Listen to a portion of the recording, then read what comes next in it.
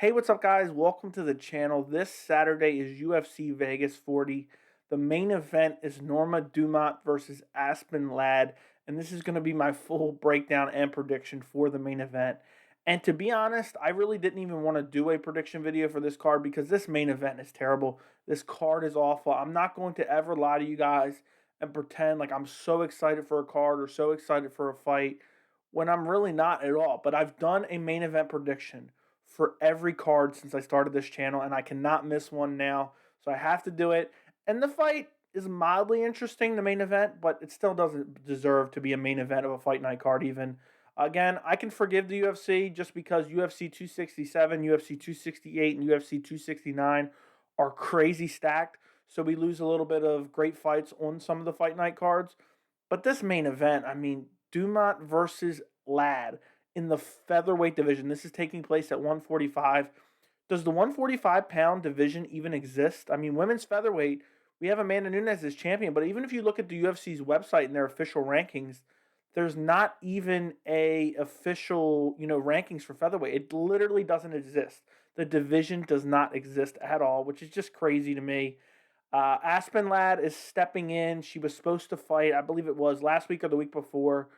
She had a scary weight cut. She was shaking on the scale. She's had weight cut problems for a long time now.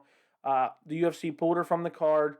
And now Holly Holm, who was originally supposed to fight Dumont in this fight, could not fight. I think she pulled out with an injury or something.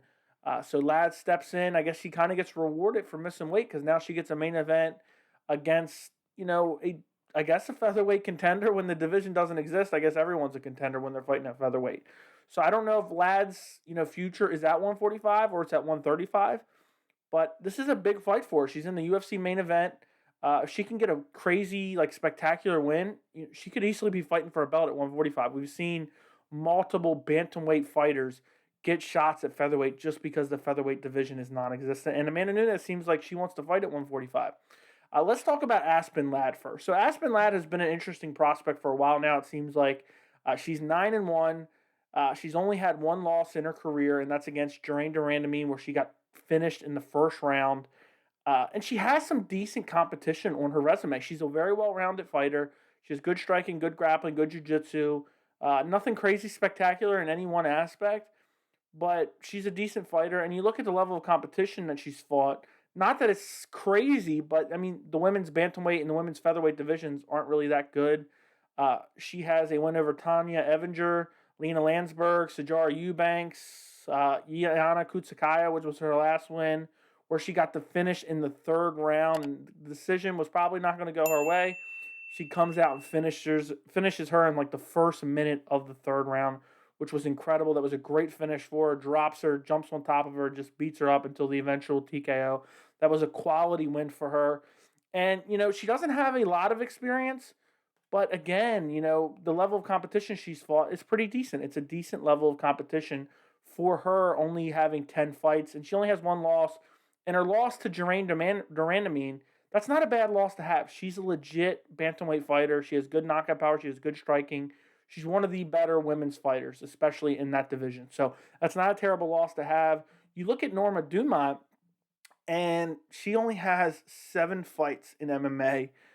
3 of them are in the UFC. She has a loss by KO to Megan Anderson. She beat Ashley Evans Smith. She beat Felicia Spencer in her last fight by split decision.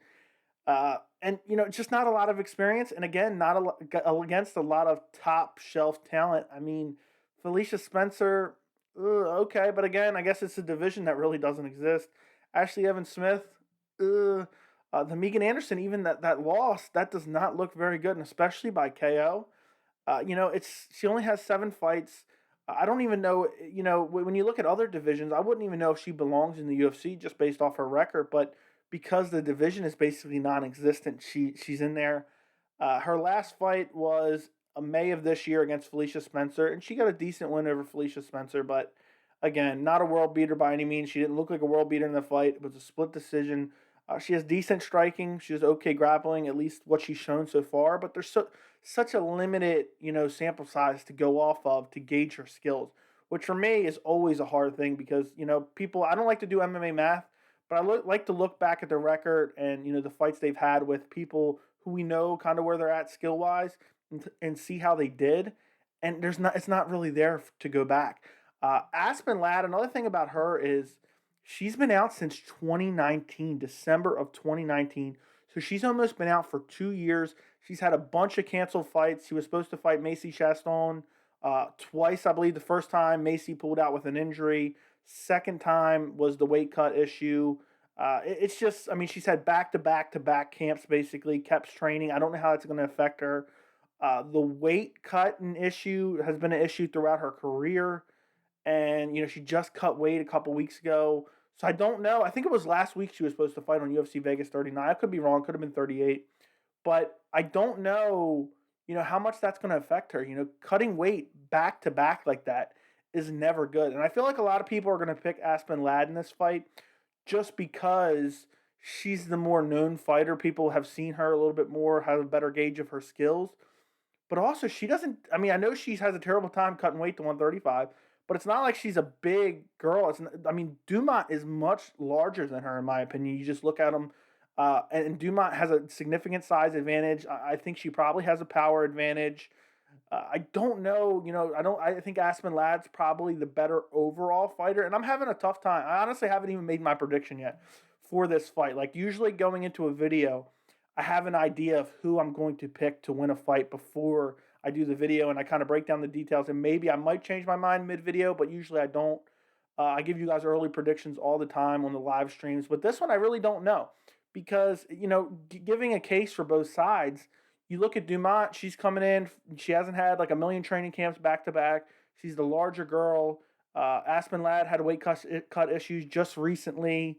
Hasn't fought in almost 2 years. It's really hard to pick Aspen Ladd, but she's fought the better level of competition. She's looked better in some of these fights. So I feel like a lot of people are going to pick Aspen Ladd. But you know what? I was going to pick her just now when I was thinking about just the level of competition. I usually lean towards that. But I'm going to go with Norma Dumont. I just think there's too many factors going against Aspen Ladd. I'll go Norma Dumont by decision. I think Aspen Ladd, weight cut issues recently, constant canceled fights, back-to-back training camps. I just don't know if she's going to get a win here. Moving up a division, it just seems like the odds are stacked against her. And Norma Dumont can get a big win here. She's the larger girl. Maybe she can bully her around in the cage. I don't know if Aspen Ladd is that massive jiu-jitsu threat where she's going to, be able to get a submission off her back against Dumont. I don't know what Dumont's jiu-jitsu really looks like because we have such a, small sample size of her. But I just believe that Dumont's probably going to have more power. I believe she's clearly the bigger girl. So I think she might be able to bully her in there, push her up against the cage. Her strikes are going to do more damage. And she has decent striking. I mean, she lit Felicia Spencer up a little bit. I think Aspen Ladd's going to have the striking advantage. But there's just too many factors going against her to pick her. I just cannot pick her for this fight, just knowing everything going in, just stacked on top of each other. 2-year layoff, weight cut problems, back-to-back camps. I can't pick Aspen Ladd in this main event. But who knows? She could pull it off. I definitely think on paper she's the better overall fighter, well-rounded. We've seen her skills against top-level competition before where we haven't seen it for Norma Dumont. So this should be a semi-interesting main event. I'm going with Norma Dumont by decision. Let me know what you guys think. What is your prediction for the main event of UFC Vegas 40? Do me a favor, even though I know a lot of you guys are probably not as interested in this main event, probably on the same, thinking as me with this main event isn't that great. Do me a favor, like the video anyway. I appreciate it. It helps grow the channel.